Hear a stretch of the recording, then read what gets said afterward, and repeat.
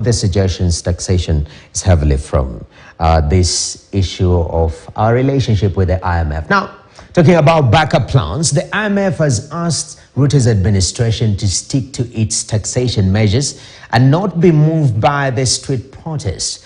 The lender, in a document made public on Wednesday, when the new wave of protests started, classifies the likelihood of the political risk as medium and also notes that in the case of the risk as it crystallizes, the impact on the economy will be medium.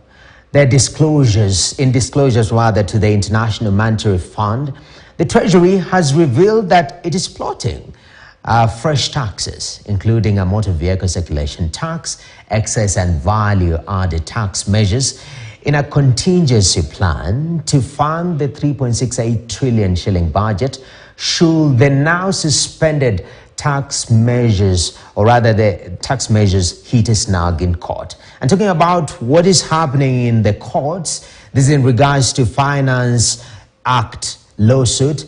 It's another blow to the government after the Court of Appeal declined to lift the High Court's order to suspend Finance Act 2023. The court will make a ruling next week to determine whether conservatory orders of suspending the implementation of the act will be lifted. KTN's political affairs reporter Daniel Kariuki has more. The government, through Treasury Cabinet Secretary Professor Njuguna Ndung'u, sought to lift conservatory orders suspending the implementation of the Finance Act at the Court of Appeal. In the appeal, Attorney General Justin Muturi, through former Attorney General Githu Muigai and senior lawyer Kirago Kimani, put a spirited fight to have the orders freezing the act to be lifted. The lawyers faulted High Court Judge Mugure Thande for issuing the temporary orders, the government legal advisor claiming that the orders had in effect crippled the government. However, the respondents, led by Busia Senator Okiya Omtatah, urged the court to dismiss the application.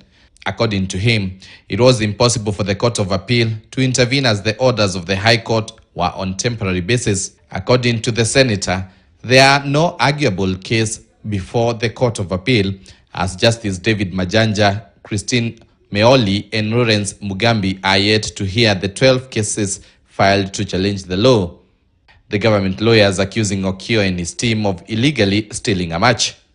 The Kenya Kwanza government will now wait until next week to know if the Court of Appeal will unfreeze Finance Act 2023. A three-judge bench composed of Justice Mohammed Ibrahim, Kathurima Minoti and Helen Omondi said it will rule on the appeal application filed by the Attorney General Justin Muturi next week, 28th July. Daniel Kariuki, KTN News. All right, so